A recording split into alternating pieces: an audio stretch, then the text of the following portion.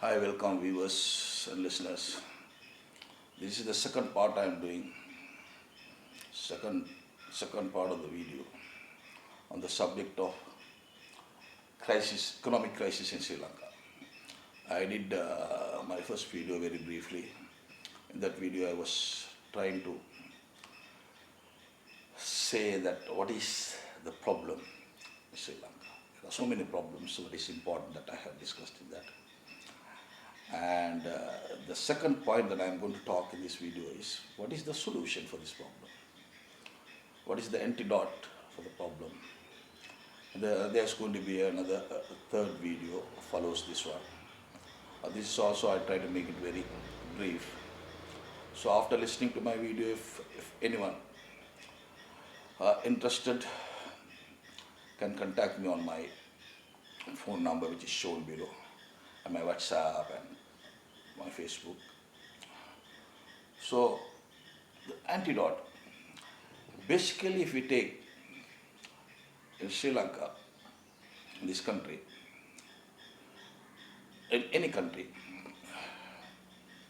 if it has to be a good governor, there has to be some features, some points, basically should be there.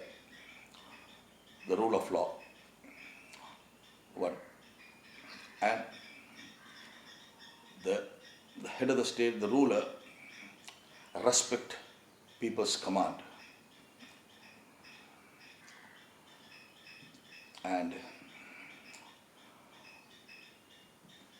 there should not be able to distinguish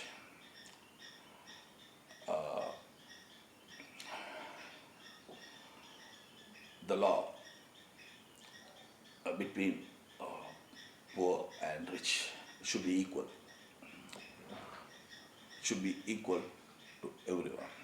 These are the main features one should have in a good governance. If these features are not there, that country is always in dire, always in trouble, because there is no rule of law.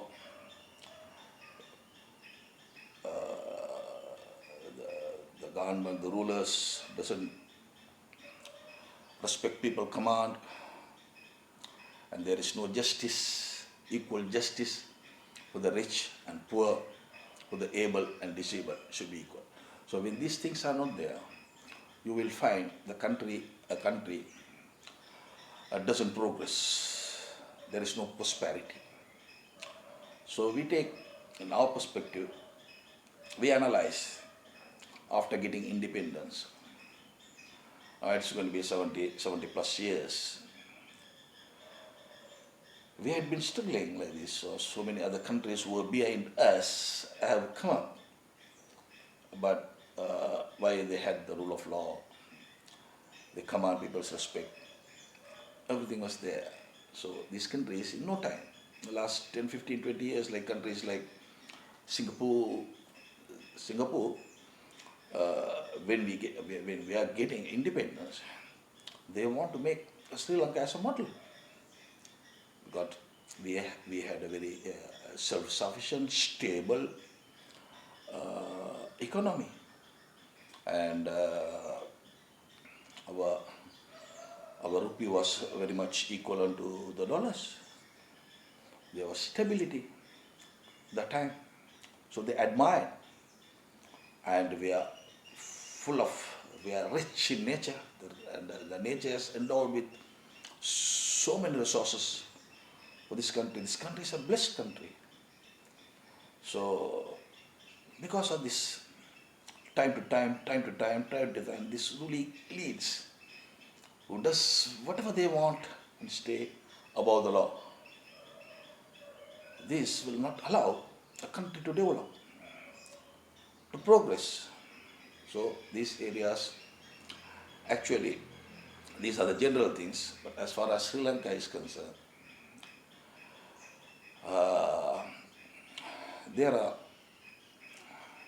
from the ground level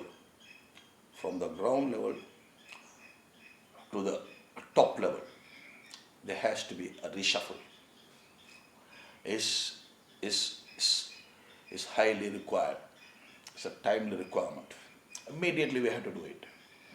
There are so many waste, so many people just boast, which they cannot do. They come and make dialogues, penetrate people, and they don't keep their word. All just a mere hallucination. Just come and talk and go. There are so many people. I don't have to. I am not a politician, so I don't have a party. So I don't have to make mention. But what is really happening that I am saying. So these things has to be. The leader, His Excellency, there is no problem with him. He is all right. Do you think this is his problem? No. The problem is people whom he entrusts doesn't perform to their potential, or maybe they are not into that, or they are into some other thing, a corruption or sort of things, or they want to build up their images, and they are building up their wealth, and they are not concentrating or focusing on the subject, on the country, the commands of the president, His Excellency. So it is not, you just see the leaders that we have got after independence. See that look in His Excellency Gotabaya Rajapaksa's. Yes, he has got everything. He has helped us in winning this battle that we had with separatists. He has brought a prolonged battle. He has brought the curtain down on it. So we can entrust on him. The worthiness is there, creditworthiness. If there is creditworthiness, you can be a leader. That's why I become a leader. But the people who are around are not obliged, not the rectifieds, the rectitudes. I beg your pardon. So this has to be recognized. Each and every department, each and every area, each and every corner. We have to concentrate, put the right people, put the right choice, and monitor them, ask questions, make meeting with them. Got to have somebody whom the president can trust to manage these people. Who are not obliged should be eliminated, should go out of the system. Because this is the country, this is the people, this is this country. This is a very beautiful country. We have all the natural resources.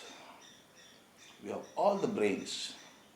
We are all good people, kind, compassionate people. There is nothing wrong with the leadership. So there are elites, ruling elites around the president, His Excellency. So he himself also helpless. He can't run the government without these people, because they are coming from different parties and they are holding power, and they show off, they come and talk big, and which they cannot keep. They are only good at talking. They are not good at deeds. They are not. So the first thing what we have got to do is we got to give clean instruction to these people who are just proclaiming, announcing to the public. They have to do what they say. They cannot bluff. They cannot blow their trumpets. So from this level, we have to control. So there are so many, sector by sector, if you take. So what are the sectors that are now at the moment suffering? The health sector is suffering. The education is suffering. This is the main thing in a country, health and education. Suffering. Economy is suffering. Daily prices are going up. It is going in a rapid pace, skyrocketing. Cannot be controlled. This due to mismanagement. Just for instance, I pull out one thing and say, somebody comes and tells you, Uh, okay, you can take care of all these problems, okay, by printing money. Printing money is a work of government, the central bank's work. So central banks execute the president's command. When somebody advised him do this, so he is helpless. And somebody comes and, okay, this is a temporary solution. You just print money and put into the money supply. Print money and give people the compensation or a help during the pandemic. So this is going to, in a short time, this solution is okay for a short period, for a short run. In a long run, this is going to be a disaster. This will make the prices go up, and equally, if you increase the salaries of these government workers, what will happen? The inflation further goes up. We say it is a spiral inflation. So there are solutions.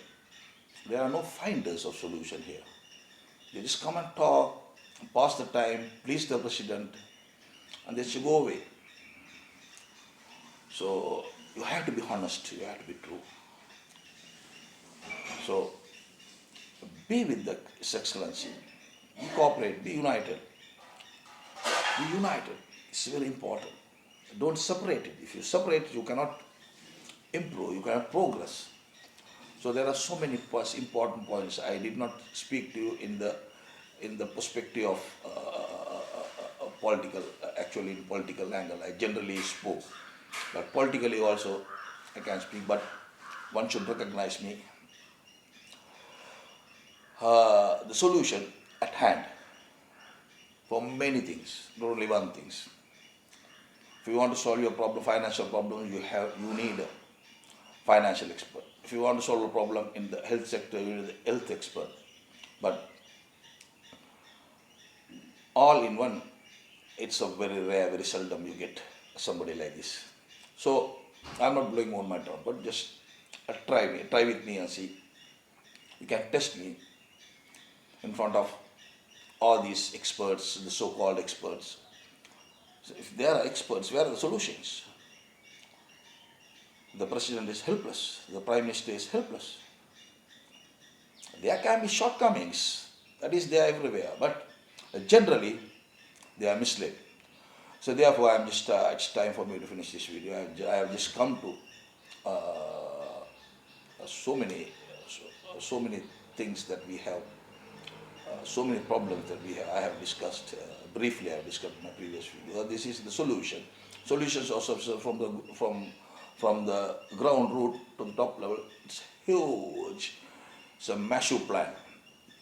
So if everyone united, this problem can be sorted out. So before I conclude,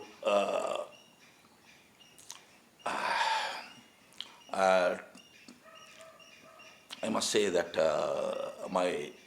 the next video regarding this subject, economic crisis in Sri Lanka. If you have not seen my first video, try to see it. It is about the problem. This is about the solution. And the third one that I am going to make is how to put the promise the president made to the masses, the 69 lakhs people who have entrusted him,